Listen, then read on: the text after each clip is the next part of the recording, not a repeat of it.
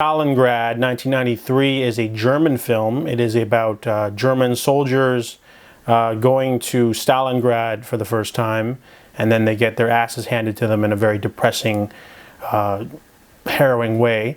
This is a war film that manages to capture the dreariness of war, but also a unique perspective because they're all German characters. None of them are Nazis, but they have to deal with the bureaucracy of high command, the horrors of war. There's a funny ongoing joke that too many of the young people are called Mueller, so they have different nicknames for the Muellers because it's the equivalent of like too many John Smiths or John Does or Jones or whatever. So this movie has a really strong cast as well. There's focuses mainly on three characters. There's the young lieutenant, and then there's also one of the Muellers, and then another older veteran character, and they have a squad. There's a lot of memorable sequences that reminded me a lot of the movie The Big Red One. It is a war film, but they show like an opening.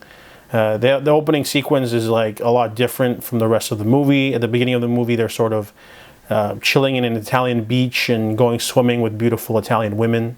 And then all of a sudden they're shipped off to Russia, and it's like cold, and the warfare is brutal. People are like succumbing to starvation and frostbite, and the Germans, they get separated, and they get court-martialed, and all sorts of different things happen to the characters.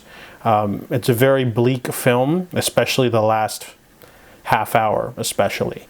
But Stalingrad's one of those stark and grim memorable war films that you won't forget. It offers a unique perspective, but it also doesn't play with kid gloves.